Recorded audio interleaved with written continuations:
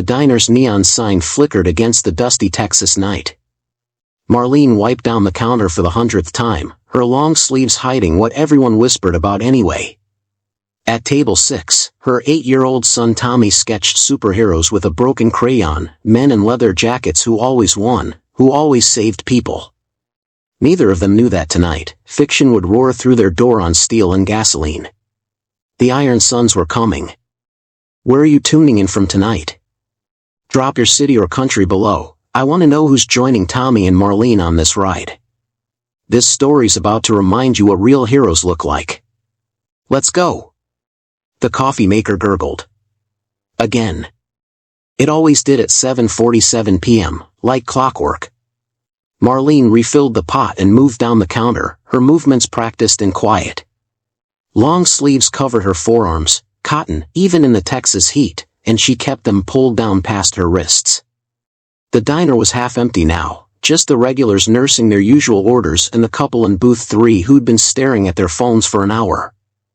At table 6, Tommy sat with a stack of napkins and a handful of crayons, drawing again. Superheroes. Always superheroes. This one had a leather jacket and rode a motorcycle with wheels that looked like actual wheels because Tommy was 8 now and took his art seriously. That one's cool, Marlene said, pausing beside him. She touched his shoulder gently, the one safe place that never had marks. Tommy looked up, his face bright. He saves people, Mama. Even when people are scared of him because he looks mean. Good hero, she said. She meant it. The front door chimed, the bell worn smooth from years of use. Mrs. Patterson from the post office walked in with her sister, both of them glancing at Marlene like they'd been discussing her before they arrived. They always did. Marlene felt their eyes move from her face to her sleeves to her shoes, cataloging, judging, deciding what the story was this time. She turned back to the counter and didn't watch them sit down. The clock ticked. 8:15, still 45 minutes until her shift ended. She was wiping down the milk dispenser when the door chimed again, but this time it wasn't one person. It was 6. The Iron Sons rolled in like thunder that forgot to be quiet. Leather jackets creaked as they moved.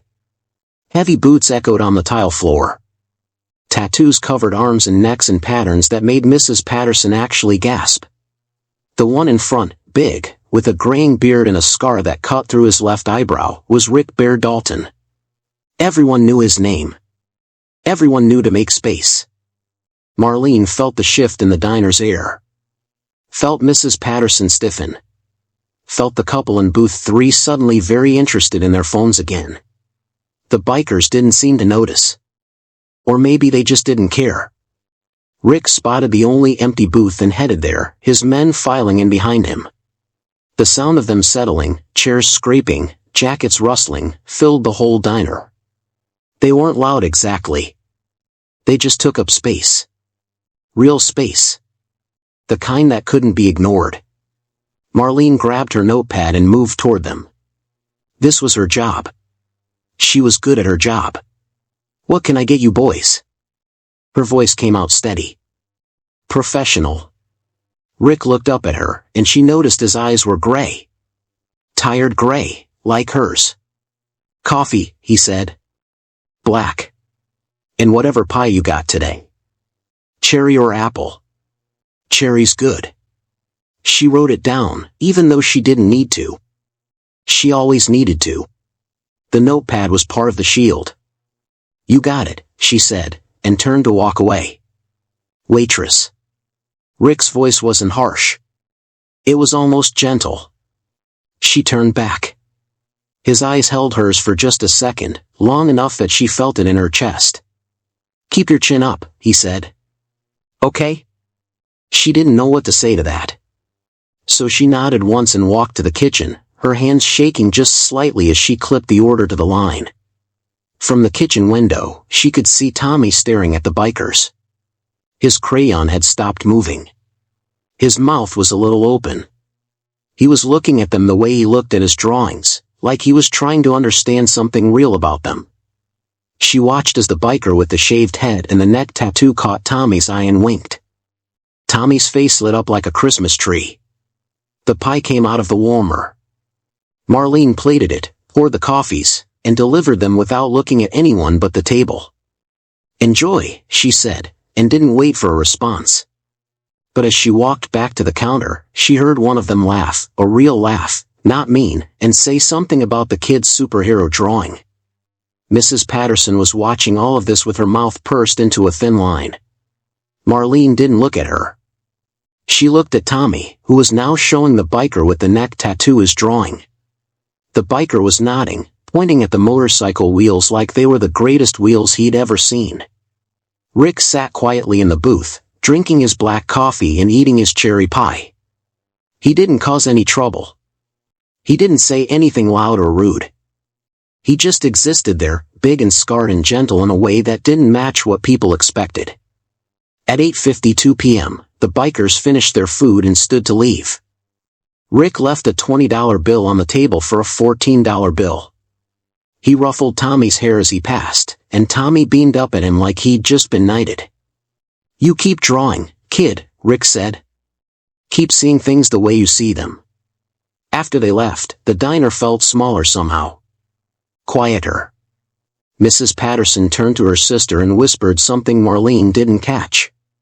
But she caught the way they both looked at her, like she was a problem to be solved. Marlene started clearing the booth. She found a napkin folded carefully and placed on the seat. It was one of Tommy's drawings, the superhero with the leather jacket. But someone had written on it in thick marker, "Real heroes look like this." At the bottom, in shaky letters, it said, "Love, the Iron Sons."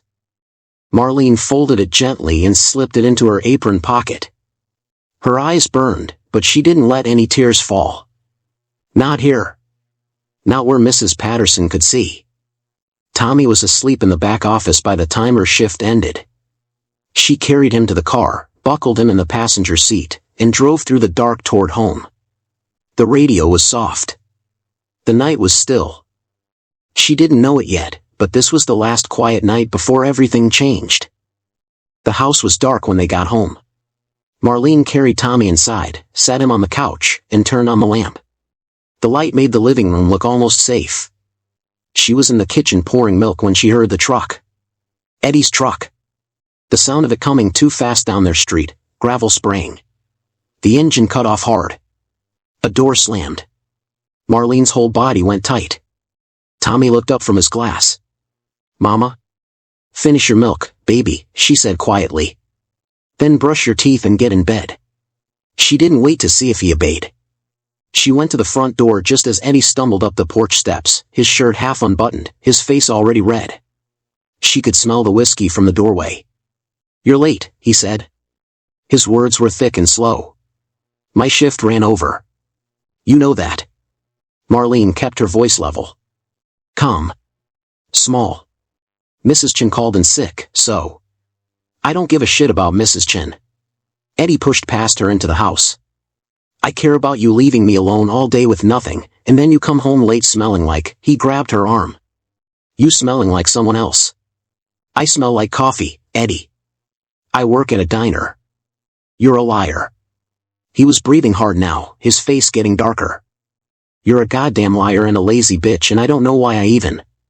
"Stop," Marlene said. "Not angry. Just tired. Please stop." But Eddie didn't stop. He never stopped.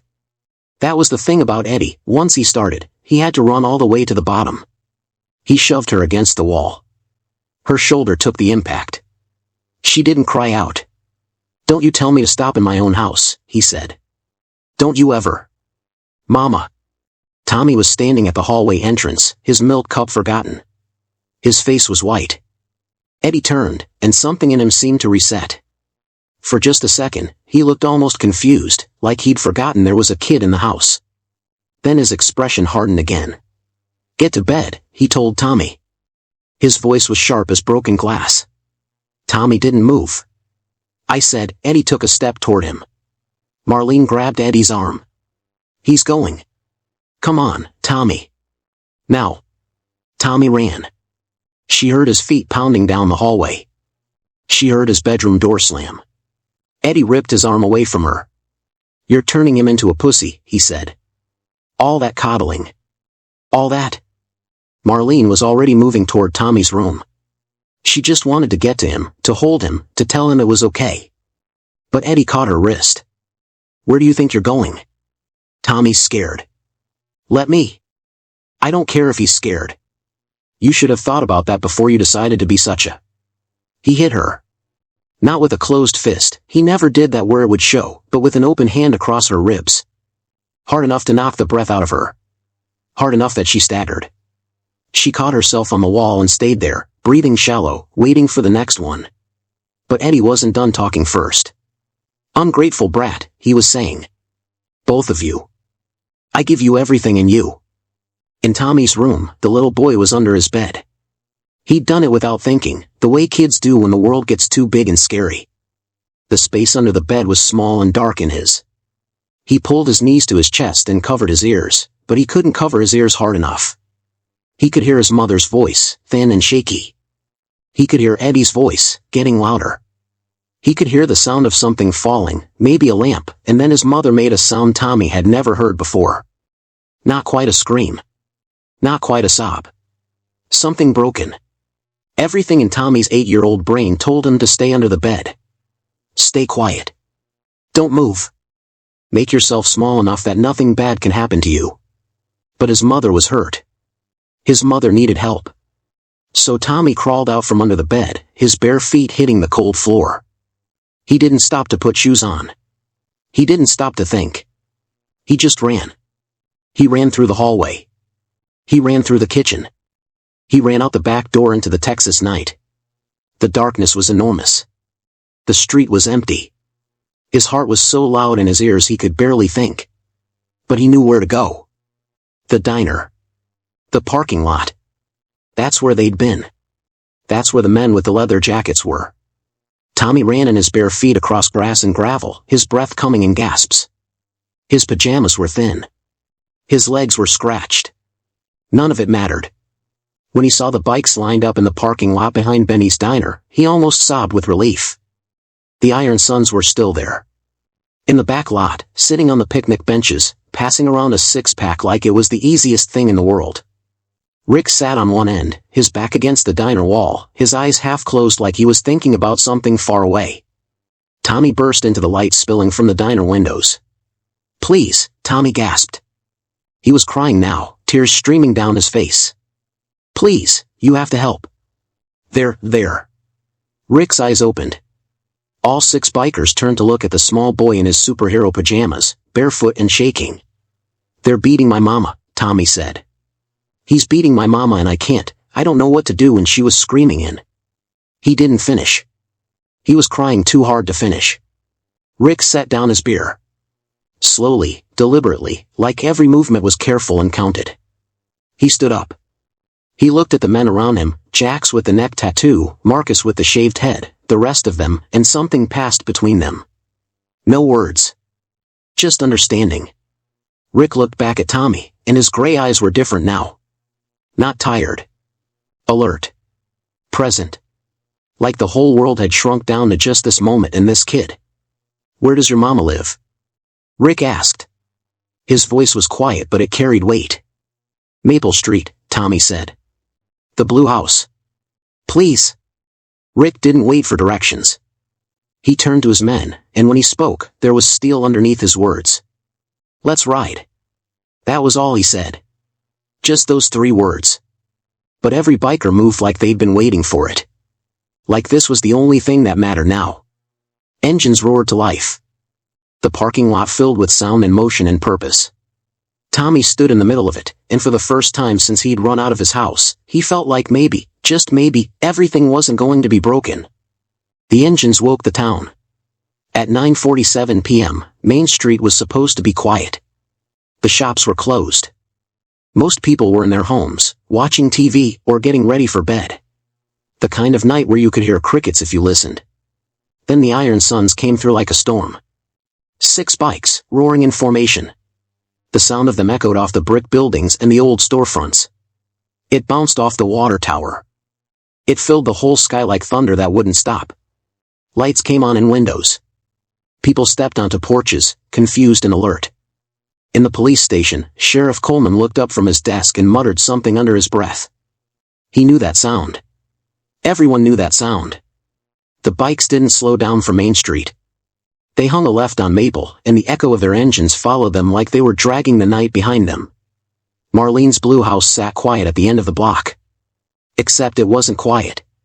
Even from outside, you could hear Eddie shouting. The front door was cracked open, the porch light flickering like a bad heartbeat. The bikes pulled up in a line, cutting their engines almost in unison. The silence that followed was somehow worse than the noise. Rick was off his bike first. He didn't run. He didn't hurry. He just moved with purpose, his boots heavy on the concrete. The rest of the Iron Sons followed, Jax, Marcus, the others, spreading out like they'd done this 100 times before. Tommy was still standing in the yard, his small frame shaking. When he saw Rick, he pointed to the open door. Rick nodded once and kept moving. Inside, Eddie was standing over Marlene. She was on the kitchen floor, her hair in her face, her arms up like she was still trying to protect herself from the next hit. Her lip was bleeding. Her eye was starting to swell. "You think you're smarter than me?" Eddie was saying. His fists were clenched. "You think you can just..." He heard the boots. He turned. Rick filled the doorway. The porch light behind him made him look like a shadow given weight and form. Jax was on one side, Marcus on the other, the rest of the Iron Sons spreading through the house like they owned it. For a moment, everything stopped. Eddie's face went through a series of changes, confusion, then anger, then something else. Something like fear, but he wasn't ready to admit it yet. "Get the hell out of my house," Eddie said. His voice wavered just slightly. "This is none of your..." Jax moved faster than something that big should be able to move. He grabbed Eddie by the arm, spun him around, and pinned him against the kitchen counter. Eddie tried to fight back, but Jax was 300 pounds of lean muscle and focus. There was no fight to it.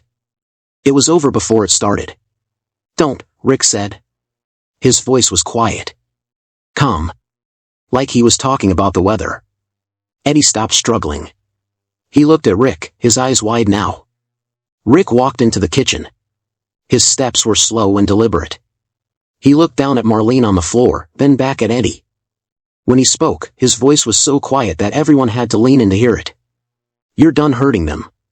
That was all he said. Just that. But something in the way he said it, something in the absolute certainty of it, broke something in Eddie. The man who'd been shouting seconds before seemed to shrink. His arrogance, his anger, his whole sense of power just collapsed. "I wasn't," Eddie started. "You were," Rick said. "And you're done."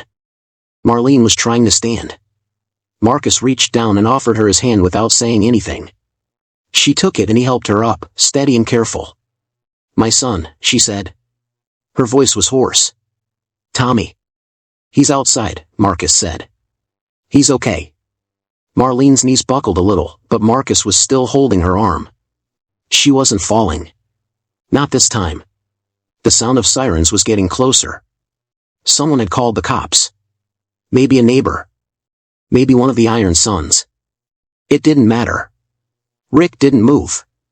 He stood there looking at Eddie like he was looking at something he'd found at the bottom of his shoe. Like something that wasn't worth his anger, just his complete and utter indifference. "When they get here," Rick said, "you're going to tell them exactly what happened. And you're not going to lie. And you're not going to come near her or that kid again. You understand me?" Eddie nodded. He was crying now, not from pain, but from humiliation. From the collapse of his ability to control anything in this moment. "Say it," Rick said. "I understand," Eddie whispered. Rick turned away from him like Eddie didn't exist anymore. He looked at Marlene. Her eye was swelling fast. Her lip was bleeding. But she was standing. She was breathing. "You're going to be okay," Rick said. It wasn't a question. Marlene nodded. She couldn't speak. Her whole body was shaking now, not from fear, but from the aftermath. The adrenaline crash. The realization that it was over. The sirens were almost at the house now. Jax let Eddie go, pushed him to sit down at the kitchen table. Eddie sat there like a broken toy, staring at nothing. "When they ask," Jax said, "you tell them the truth. You cry. You apologize. You don't mess up again. Because next time, we won't come to help. We'll come to finish it. You get that? Eddie got it. Everyone could see it in his face.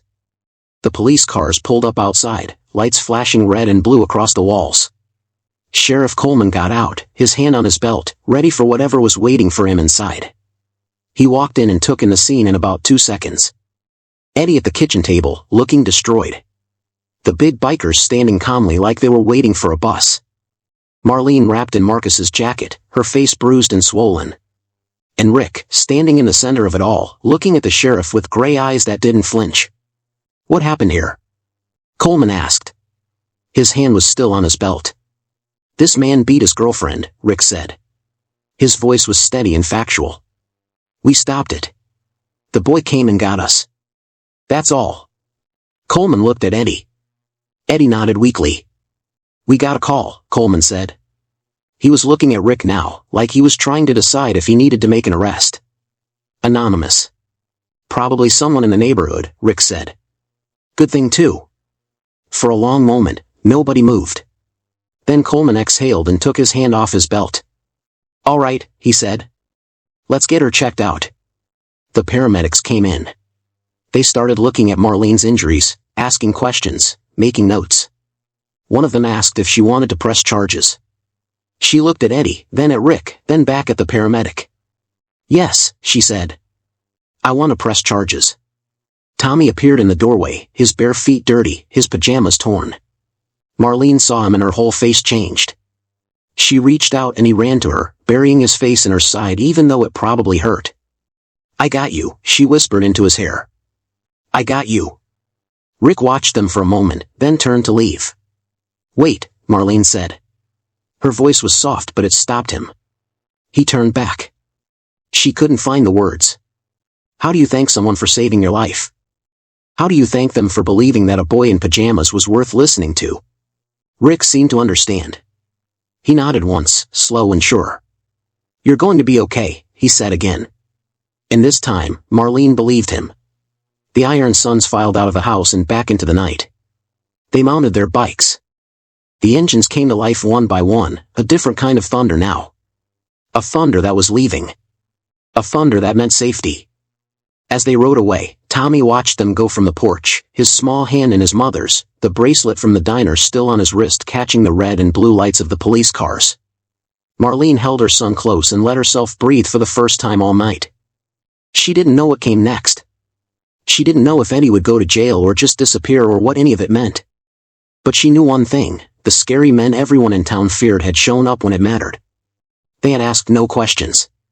They had asked no payment. They had just come. And everything was about to change. The sun wasn't up yet when the rumors started. By 5 a.m., half the town was awake. Not because they saw the police cars or heard about what happened, though by then most of them had, but because they couldn't sleep. The story moved faster than the sun. It moved through phone calls and whispered conversations on porches before the birds even started singing. The bikers beat up a man on Maple Street. It was Eddie. Marlene's boyfriend. He deserved it. Everyone knows he's been hitting her. But still. The bikers. In our town. They saved her, you idiot. Yeah, but what kind of precedent does that set? The conversation went in circles the way small-town conversations do, each person deciding what it meant based on what they already believed. At the sheriff's office, Coleman was making coffee at 6 a.m. and looking at the statement Rick had given. It was straightforward. Clean. Just the facts. Eddie had been violent. The boy had come for help. They'd stopped it. No elaboration. No excuses. Coleman knew Rick's reputation. He knew the Iron Sons had been in trouble before, bar fights, some theft charges that never stuck, general disturbance. But he also knew that sometimes reputation was just a story people told about you because you looked a certain way. The story in front of him didn't match the story people told. Rick and his men were still in the parking lot. They'd never left. When Coleman had suggested they go, Rick had shaken his head and said they'd wait until everything was sorted out. They didn't want it looking like they'd run. So they sat on their bikes and waited for the sun to come up, drinking coffee from a thermos one of the paramedics had left them. They didn't talk much. They just existed in the quiet way men do after they've done what needed doing. Coleman walked out to them around 6:30. The sky was starting to turn gray at the edges. "I've talked to Eddie," Coleman said. "He's not making any accusations against you boys. Says it all happened how you said it happened." Rick nodded. "Marlene's going to press charges," Coleman continued. "She's got injuries to document. The kid's testimony, her testimony, it's solid. Eddie's looking at assault, domestic violence, the whole package." "Good," Rick said. That was all. Coleman shifted his weight. He wasn't used to bikers who didn't try to talk their way out of things. Who didn't get defensive or aggressive. Who just accepted the situation. "You boys did good," Coleman said finally. He said it like it pained him to admit it. This time. Rick looked at the sheriff, and Coleman saw something in his eyes that made him understand he'd said the right thing. "We do good every time," Rick said quietly. "People just don't see it that way." Coleman didn't have a response to that, so he nodded once and went back inside. Inside the hospital, Marlene was in a room with two paramedics finishing up their assessment. Her left eye was swollen almost shut. Her lip had stopped bleeding, but it was puffy and tender. They'd wrapped her ribs. Eddie hadn't broken anything, but he'd bruised her badly. She'd have pain for weeks. Tommy was asleep in the chair next to her bed, his small body curled up under a blanket someone had given him.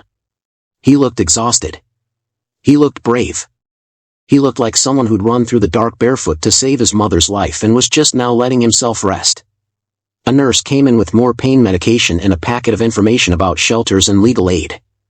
Marlene took it all, nodded at all the right times, and felt very far away from her own body. At 7 a.m., Sheriff Coleman told Rick he could go. The paramedics had finished their work. Marlene had been checked out. Everything that needed to be done had been done. Rick gathered his men and they headed back to where Marlene and Tommy were. The hospital was quiet at that hour. Just the hum of machines and the soft padding of nurses' feet. Rick found Marlene's room and knocked softly on the frame. She looked up, her one good eye focusing on him. He didn't say anything. He just nodded, a small acknowledgement. She was alive. She was safe. He'd done what he came to do.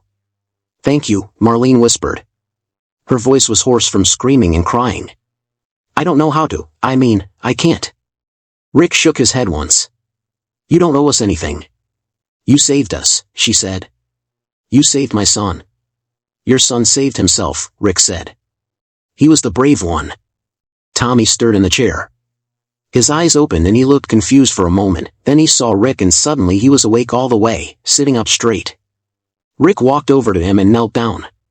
He was a big man, and even kneeling he was almost eye level with the boy. His gray eyes held Tommy's. "You were brave tonight, kid," Rick said. "Don't forget that. Not ever. You heard someone in trouble and you didn't freeze. You didn't hide. You ran. That takes steel. Real steel." Tommy's lower lip started to shake.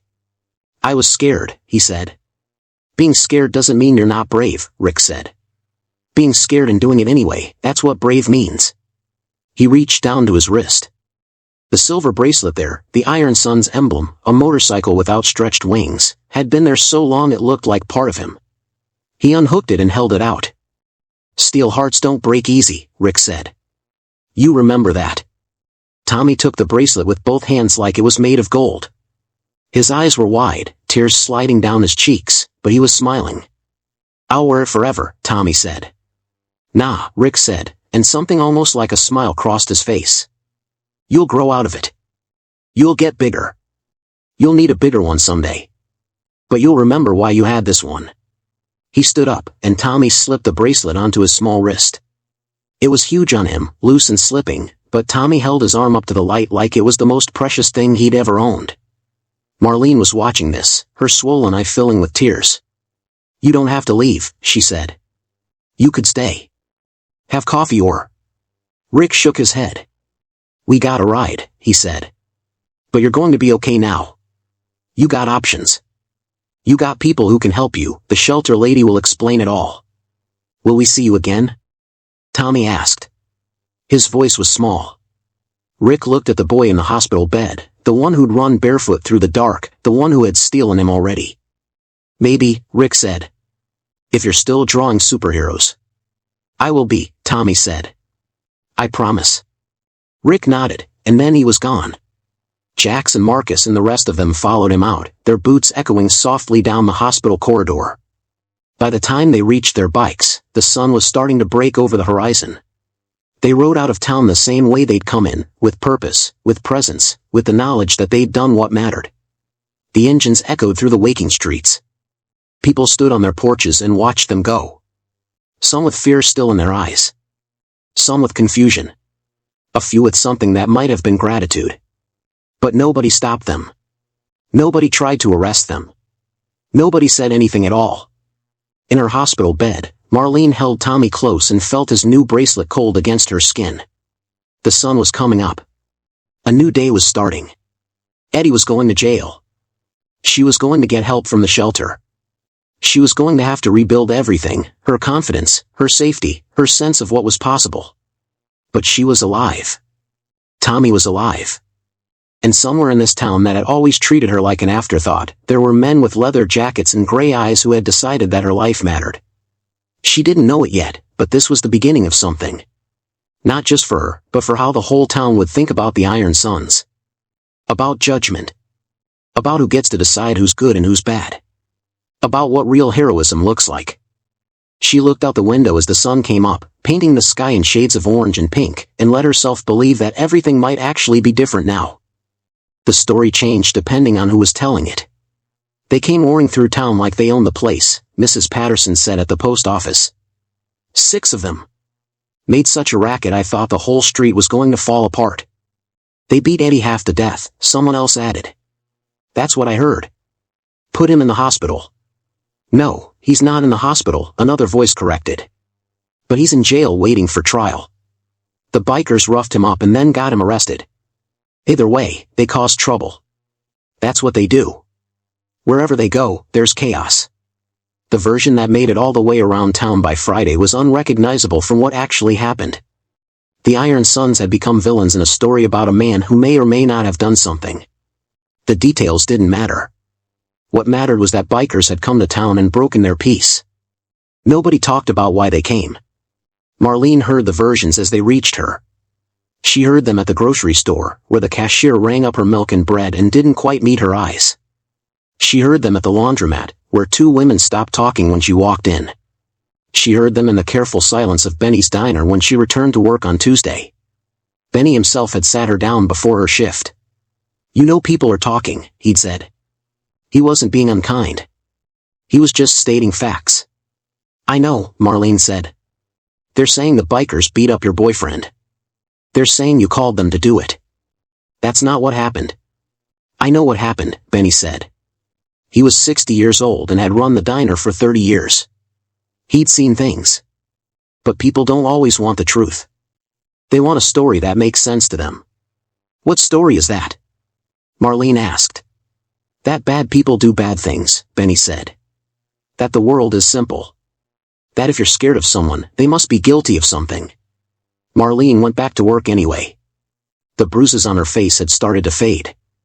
She was down to makeup covering the last of it, just a slight yellowing around her eye, a faint swelling in her lip. The bruises on her ribs were darker, but nobody saw those. She wore long sleeves again, but this time it was different. It wasn't hiding. It was just how she dressed. She'd filed charges on Wednesday. A lawyer from the shelter had helped her. Eddie was being held on bail, waiting for trial. She'd gotten a restraining order. She'd gotten the shelter's number memorized. She'd started sleeping better, even though the nightmares were still there. Tommy had gone back to school on Monday. His teacher had pulled her aside and asked if everything was okay. Marlene had said yes, and meant it more than she ever had before. The bracelet never came off his wrist. It was Friday afternoon when the Iron Sons came back. Marlene was refilling the sugar containers when the sound of engines made every conversation in the diner stop. People turned to look out the windows. She could feel the shift in the air, the tension, the judgment, the collective memory of gossip. 6 bikes pulled into the parking lot. Rick was first, followed by Jax, Marcus, and the others. They parked in a line like they had before and came through the door with the same confident, easy presence they'd had that first night. The difference was in how the diner reacted to them. Mrs. Patterson actually stood up from her booth like she was going to leave. Her friend grabbed her arm and pulled her back down, but the gesture was made. The message was sent. The couple in booth 3 suddenly became very interested in their phones. Benny's jaw tightened behind the counter. Rick and his men didn't seem to notice. Or maybe they just didn't care. They headed to the same booth they always sat in, the one by the window with a view of the street. Marlene walked over with menus and a steady heart. "Hey," she said. Her voice was normal. Friendly. Like nothing had changed, even though everything had. "Hey yourself," Rick said. He was looking at her face, checking the healing. When he saw that she was okay, something in his shoulders relaxed. "How you doing?" "Good," Marlene said. "Really good, actually. I filed charges. There's going to be a trial. I got help from the shelter, they're setting me up with a counselor and some resources. It's going to take a while, but you're out," Rick said. "But I'm out," Marlene agreed. She could feel Mrs. Patterson staring at her from across the diner. She could feel every eye in the place watching this interaction like it was a test of her loyalty. "Coffee?" Marlene asked. "Black?" "You remember," Rick said. "Cherry or apple pie?" "Cherry." She turned to walk away, and Rick caught her eye for just a second. That gray-eyed look that seemed to see everything. She saw in that look that he understood what was happening. That the whole town was watching. That she was choosing to serve them anyway. She brought the coffees and pie. She didn't say anything else. She didn't need to. But as she set the pie down in front of Rick, she let her hand rest there for just a moment longer than necessary. A gesture. A thank you. An acknowledgement that she knew what mattered and what didn't. Rick nodded once. The bikers ate their pie and drank their coffee while the diner hummed with uncomfortable silence. Nobody said anything out loud, but Marlene could feel the disapproval. She could feel people deciding things about her, that she was grateful to troublemakers, that she'd invited chaos into their town, that she was choosing the wrong people. But she'd also chosen her own life. And the people who'd helped her get it back were sitting in booth 6, eating cherry pie like it was the most ordinary Friday afternoon in the world. When they finished, Rick left another generous tip. $20 on a $14 bill, just like before. He stood up, and the rest of the Iron Sons followed. Tommy appeared from the kitchen where he'd been doing homework at Benny's desk. His face lit up when he saw Rick. "You came back," Tommy said. "I said I might," Rick said. "If you were still drawing superheroes." Tommy pulled out a fresh drawing, a new superhero, this one with a scar over his eye that looked suspiciously like Rick. The hero was standing in front of a group of people, protecting them. Not fighting. Just standing there, strong and present. "That's good work, kid," Rick said. He studied it like it was the most important thing he'd ever seen. "You're getting better." "I practice every day," Tommy said. "Good," Rick said. "Keep doing that." He looked at Marlene one more time, and she saw something in his face that wasn't quite goodbye, but wasn't quite hello either. It was just acknowledgement. One person seeing another person choosing their own truth even when the whole world was telling them a different story. The Iron Sons left the same way they came, with purpose and presence, their engines echoing through the quiet diner. This time, Marlene didn't hide her watching. She walked to the window and watched them right away, Tommy beside her. Mrs. Patterson was still there. Still staring. Still judging. Marlene turned back to the counter and started clearing the booth. She didn't look at Mrs. Patterson. She didn't need to. She knew what the older woman was thinking, that Marlene had made a choice, and it wasn't the choice Mrs. Patterson would have made. That was okay. That was the thing Marlene understood now that she didn't understand before. Other people's stories didn't have to be her story. By the end of the week, the gossip had shifted slightly.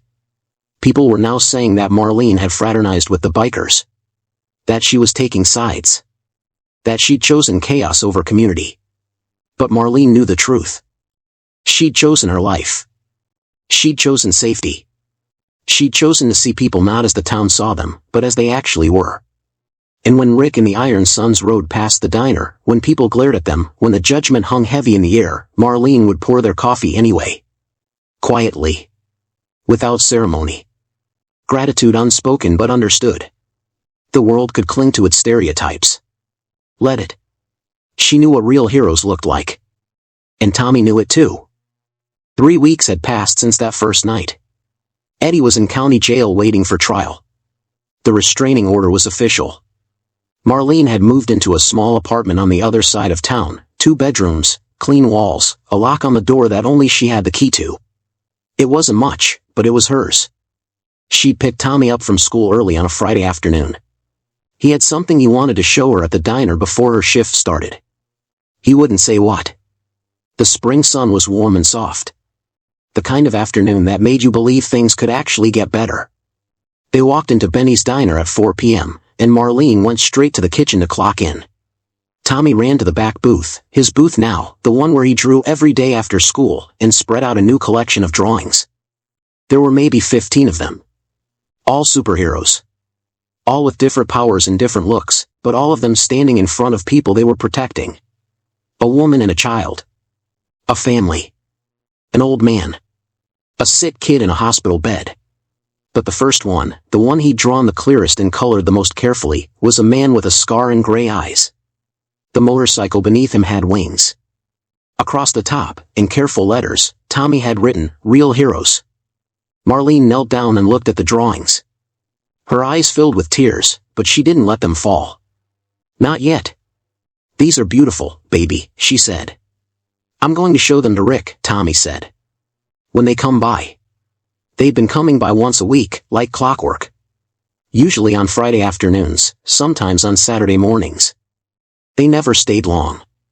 They just came in, had coffee and pie, tipped well, and left. It had become routine now, the bikers in the diner, Marlene and Tommy, like it was always supposed to be this way. She didn't know if they'd come today. But at 4:47 p.m., right on schedule, the engines rolled into the parking lot. The diner had more customers than usual. It was a Friday, people were coming in for the pre-dinner crowd. Marlene recognized most of them. She knew who wouldn't look at the bikers when they came in. She knew who would deliberately turn away. She knew who might even leave. But she also didn't care anymore. Rick came in first, his gray eyes scanning the diner until they landed on Tommy. The boy was standing by the booth, bouncing slightly, barely able to contain his excitement. "Whoa," Rick said, walking over. "What's going on?" "I have to show you something," Tommy said. He was practically vibrating with eagerness. "Sit down." Rick sat down. Jax and Marcus slid into the booth across from them. The rest of the Iron Sons spread out at their regular spots. Marlene started pouring coffees without being asked. Tommy spread out his drawings across the table like they were treasure maps. "I've been drawing every day," Tommy explained. "Miss Chen at school says I'm good at it. She says I should keep going." Rick leaned over the drawings. He studied each one carefully, taking his time. He looked at the heroes in their different forms, some strong, some smart, some kind, some brave. And then he found the first one. The man with the scar and the wings. "Is this supposed to be me?" Rick asked. His voice was gentle, like he was asking a genuine question and not just making an observation. "It's all of you," Tommy said. "But you're the main one because you said the words. Steel hearts don't break easy. I write that on all my drawings now. It's like the secret that real heroes have." Rick was quiet for a long moment. Then he looked at the bracelet on Tommy's wrist, the one that had never come off, that was worn now and shiny from being touched 1,000 times. "You keeping your steel heart strong?" Rick asked. "Every day," Tommy said. "Even when kids at school ask why I'm wearing a weird bracelet, I tell them it's from a real hero. I tell them what happened." "What do you tell them?" Marlene asked. She was standing at the booth with the coffee pot, listening. "I tell them that sometimes heroes don't wear capes," Tommy said. He'd clearly thought about this. He had his answer ready. "I tell them that sometimes they wear leather jackets and ride motorcycles. I tell them that the men everyone in town was scared of turned out to be the bravest people I know." Rick looked at the boy sitting across from him. This 8-year-old who'd run barefoot through the dark. Who'd found courage when he needed it most. Who understood something that most adults never figured out, that you can't judge people by their appearance. "You're going to do good things," Rick said. "You know that, right?" "Like what?"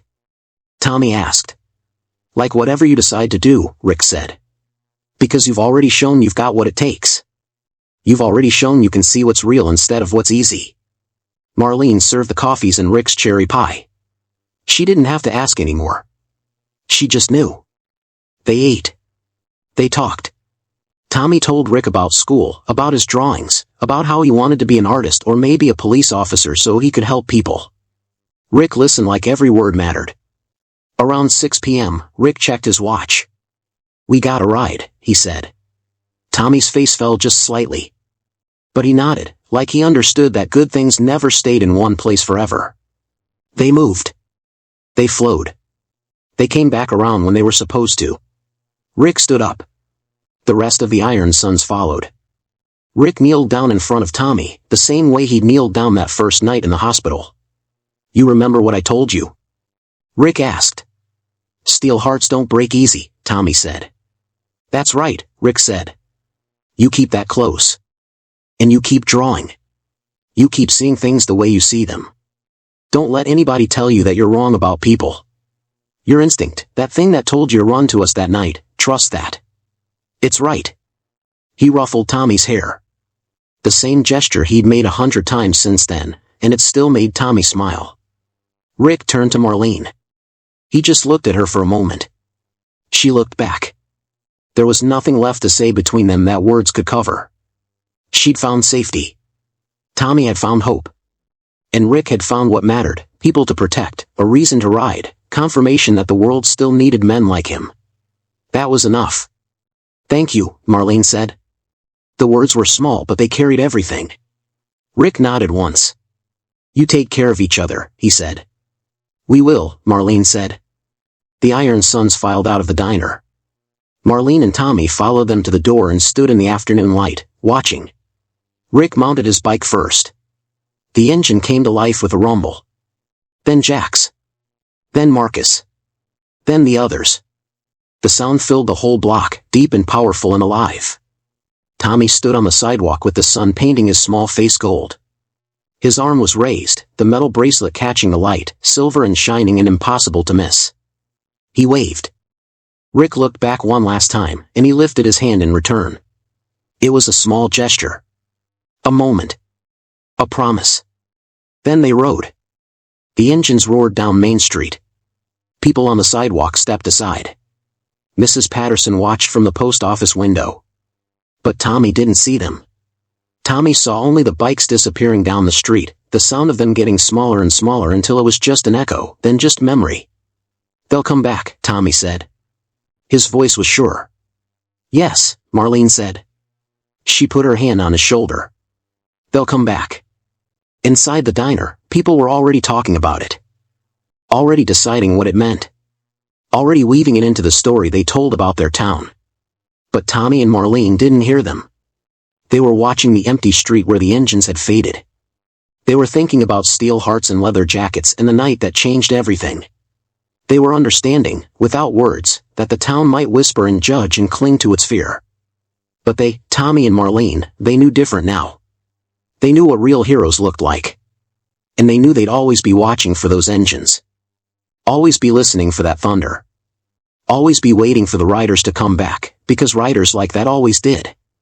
The sun was setting now, painting the sky in shades of orange and red and gold. The diner glowed behind them, warm and safe. And Tommy stood on the sidewalk with his bracelet catching the last light, a small boy who'd learned the most important lesson of his life. That courage doesn't announce itself.